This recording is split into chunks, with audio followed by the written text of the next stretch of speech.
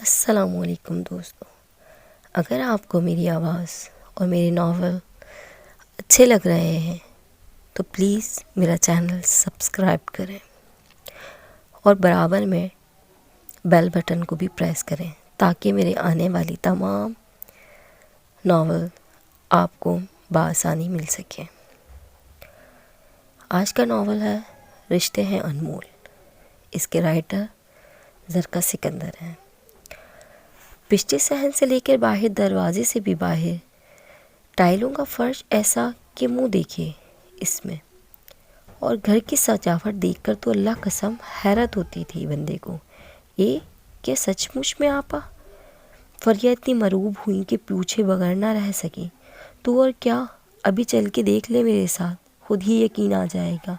بڑے مقدر والوں کو ملتے ہیں ایسے رشتے، ایک اکیلا لڑکا، کوئی آگے نہ پیچھے، اوپر سے نوکری بھی سرکاری، اونچے گریڈ کا آفیسر ہے، ہفتے میں 2-3 تو دفتر جاتا ہے، اور بس سمجھو پورا ماہ کی تنخواہ گھر بیٹھے ہی وصول کرے ہے۔ ایک رشتے کی پھپھو ہیں جو اس کا رشتہ کروا رہی تھی۔ کچن کی کھڑکی سے باہر کا منظر علیزہ کی آنکھوں میں آئی نمی سے پل بھر کو دھلا سا گیا تھا۔ جہاں صحن کے بیچوں بیچ رکھی چارپائی پہ براجمان حلیمہ بی بی گزشتہ 2 گھنٹے سے لڑکے کے اوصاف گنوانے میں مصروف تھی۔ یہ حلیمہ بی بی عجیب ہے، جب آتی ہے امی کو پریشان کر دیتی ہے۔ ماں کو ان کے سامنے یوں چپ ساتھ بیٹھا دیکھ کر اس کا دل بھر آیا۔ کوئی سمجھائے تو انہیں، بھلا کہاں ملتے ہیں ایسے لڑکے، وہ بھی آج کل کے زمانے میں۔ تیار چائے پیالیوں میں نکالتے ہوئے وہ دھیرے سے بڑبڑائی، ہاں البتہ آرڈر پہ ضرور بن جاتے ہوں گے، بالکل میڈ ان چائنا جیسے۔ اپنے بات پر وہ خود ہی ہنس پڑی اور ٹرے اٹھا کر باہر کو چل پڑی۔ بھائی جوڑ ملنا تو نصیب کی بات ہے، پر مجھے اتنا ضرور پتہ ہے کہ ان دونوں کی جوڑی جچے گی خوب۔ ہاں تم دیکھ لینا۔ سلام کے جواب میں سرتاپا اسے دیکھتے ہوئے حلیمہ بی نے اپنی بات پوری کی تھی۔ علیزہ نے جھپ کر جلدی سے ٹرے ان کے آگے رکھی اور واپسی کی راہ لی تو انہوں نے بھی ان کے بنائے مزیدار شامی کبابوں اور گاجر کے گرما گرم حلوے سے انصاف کرنے میں ذرا بھی دیر نہ کی۔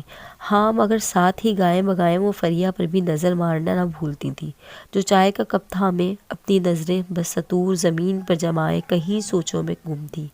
اب سوچتی ہی رہے گی یا مجھے کچھ بتائے گی بھی؟ کب لاؤں ان لوگوں کو تیرے گھر؟ چائے کا ایک بڑا سا گھونٹ بھر کے وہ ان سے مخاطب ہوئی۔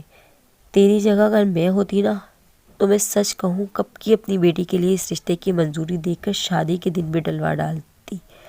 تیسرا چکر ہے میرا یہاں، لیکن ابھی تک کوئی سرا نہیں پکڑایا تو نے۔ شکوہ تو آپ کا بھی بالکل بجا ہے آپا، مگر کیا کروں، دل مانتا نہیں ہے میرا۔ علیزہ کے ابو سے ذکر کر لوں تو پھر 1-8 ہفتے میں بتاتی ہوں۔ 100 کے کتنے ہی نوٹ پرس سے نکال کر ان کی طرف بڑھا کر فریا ساتھ میں انہیں اپنی مجبوری بھی بتانے لگی۔ ان لال کڑکتے نوٹوں کو پکڑتے ہوئے مارے خوشی کے اگرچہ حلیمہ بی کے ہاتھوں میں ریشہ سا طاری ہو گیا تھا، مگر پھر بھی جھٹ پٹ انہیں بٹوے میں اڑیس کر وہ خاصی رازداری سے گوئی ہوئی تھی۔ تسلی سے سوچ لے، فکر نہ کر، ویسے بھی لڑکے کی پھپھو نے سب مجھ پر ہی چھوڑ رکھا ہے۔ تیری طرف سے ہاں یا نہ میں جواب لے کر ہی تو آؤں گی۔ جانتی ہوں اچھے سے یہ رشتہ باہر نکلا نہیں اور لوگوں نے جھپٹا نہیں۔ اپنی بھاری بھرکم چٹ کے ساتھ ابیا سنبھالتی پھر حلیمہ بھی تو چل دی، لیکن پیچھے فریا کو اچھا خاصا الجھا گئی، اس لیے وہ بھی سیدھے بستر پر جا لیٹی تھی اور چادر سے منہ سر لپیٹ کر جان بوجھ کے سوتی بن گئی۔ علیزہ نے انہیں پورے گھر میں ڈھونڈتی کمرے تک آئی، مگر ماں کو سوتا دیکھ کر واپس لوٹ گئی۔ شوہر کے اصول روزگار کی خاطر شارجہ مقیم ہونے کے سبب دونوں بچے علیزہ اور تیمور کے ساتھ ساتھ گھر باہر کی تمام تر ذمہ داریاں فریا کے سر پر تھیں۔ جیسے یہ حسن و خوبی وہ کئی سالوں سے سر انجام دیتی چلی آ رہی تھی۔ علیزہ کی پڑھائی مکمل کرتے ہی ان کو اس کی شادی کی فکر دامن گیر ہوئی۔ شادی دفتروں کے چکر میں وہ پڑھنا نہیں چاہتی تھی اور نہ ہی بات بات کے لوگوں کو گھر بلا کر بیٹی کی شناخت پیریڈ کی قائل تھی، اس لیے رشتہ کروانے والی حلیمہ بی نے ان کے پرانی جان پہچان ہونے کے سبب انہیں کوئی اچھا سا رشتہ لانے کو کہا۔ وہ تو اگلے ہی روز ایک عدد رشتے کے ساتھ آن وارد ہوئی، جبکہ دوسری سلمیٰ تھی جو فریحہ کی دوست کے توسط سے آج ان کی طرف آئی تھی۔ بڑا سونا ہے یہ لڑکا باجی، بالکل جیسے کوئی شہزادہ لگا، لکھا پڑھا بھی ہے خوب اور خیر سے تنخواہ بھی اچھی لیتا ہے۔ خاندان تو زیادہ بڑا نہیں ہے اس کا۔ رشتہ معقول لگنے پر فریحہ کو بھی مزید جاننے میں دلچسپی ہوئی۔ کوئی نہیں باجی، چھوٹا سا ہی تو ہے، بس 3 بھائی اور 3 ہی بہنیں، سلمیٰ جواب دیتے ہوئے ذرا ہچکچائی۔ اچھا، فریحہ کے اندر تک کڑواہٹ گھل گئی تھی، مگر یہ خاندان کچھ زیادہ بڑا نہیں ہے؟ نہیں باجی، یہ چھوٹے 2 بہن بھائی ہی بہانے کو رہ گئے ہیں، بس بڑے والے تو سارے اپنے اپنے گھر بچوں والے ہیں۔ ان کے چہرے پہ لہراتی مایوسی دیکھ کر سلمیٰ نے ہمت باندھنا چاہی۔ میری ماں نے تو ایک نظر دیکھ لے، کوئی حرج نہیں ہے، اچھے لوگ ہیں، بچی خوش رہے گی۔ سلمیٰ کے مشورے پر فریحہ جواباً نفی میں سر ہلاتی ہوئی بولی، نہ بابا نہ، میں کیسے اپنے ایک ہی بیٹی کو اتنے بڑے خاندان میں بیاہ دوں؟ ہمارے وقت میں تو بات اور تھی، تب کنبے ہی بڑے بڑے ہوا کرتے تھے، ماں باپ کے گھر سے کام کرتی لڑکیاں سسرال جاتی ہی چولہا چوکی کے آگے بٹھا دی جاتی، ذمہ داریوں کے پہاڑ تھے جو ان پر لاد دیے جاتے، اور کیا مجال ان کی کہ جو وہ چک جاتی۔ لیکن آج کل خاندان چھوٹے ہو گئے ہیں، اس لیے زندگی بھی آسان رہتی ہے۔ باجی یاد کریں گی جو یہ رشتہ بتا رہی ہوں، ابھی سے انکار نہ کرنا، میں پھر کسی روز آ جاؤں گی۔ سلمیٰ اس کی تجویز پر فریحہ کو نہ چاہتے ہوئے بھی اقرار میں سر ہلانا پڑا۔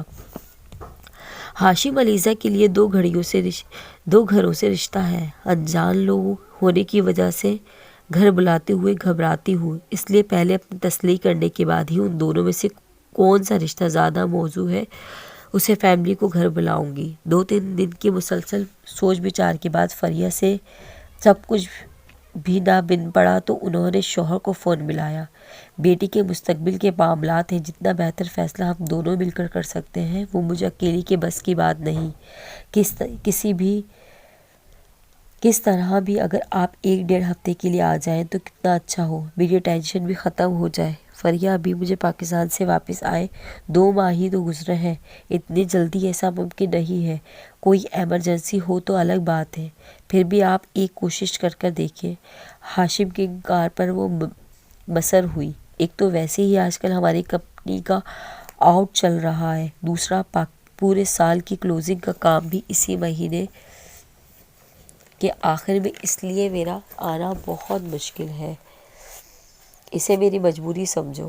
لیکن فریحہ مجھے تم پر مکمل بھروسہ ہے، یقیناً اچھا فیصلہ ہی کرو گی۔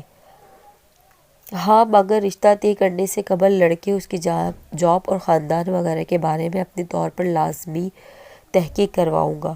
وہ اپنی جگہ درست کہہ رہے تھے، لہٰذا فریحہ بھی خاموش ہو گئی۔ اس وقت علیزہ لاؤنج پر بیٹھی ٹی وی دیکھ رہی تھی جب فریحہ اندر چلی آئی اور اس کے کہنے لگی، میرا سر بھاری ہو رہا ہے اس لیے اندر آرام کرنے جا رہی ہوں، بھائی کالج سے آئے گا تو اسے کھانا نکال دینا۔ جی امی، لیکن پہلے سر درد کی گولی لے لیں، ساتھ چائے بھی بنا لاتی ہوں۔ وہ فکر مندی سے اٹھ کھڑی ہوئی، اب بھی نہیں، ذرا دیر سے سو لوں تو شاید فرق پڑ جائے، اور چائے بھی اٹھ کر پیتی ہوں۔ بیٹی کے رشتے کے معاملات نے انہیں اچھا خاصا الجھا ڈالا تھا کہ ہر وقت انہی سوچوں کے ساتھ برس بیکار رہنے کی وجہ سے طبیعت کی خرابی لازمی تھی، لیکن اس کا یہ فائدہ ضرور ہوا کہ اتنی روز کی سوچ بچار سے وہ کسی نتیجے میں پہنچ چکی تھی۔ تبھی تو آج صبح ناشتہ کرتے ہوئے وہ کافی بشاش نظر آ رہی تھی۔ علیزہ، میں نے سوچ لیا ہے کہ حلیمہ بی کو فون کر کے کہہ دوں گی لڑکے والوں کے ساتھ کوئی ٹائم سیٹ کر کے مجھے بتا دیں۔ میرے خیال سے یہ رشتہ اس لحاظ سے مناسب ہے کہ اکیلا لڑکا ہے، ماں باپ بھی نہیں ہے اس کے، اور نہ ہی دیور نندوں والا جھنجٹ ہوگا وہاں۔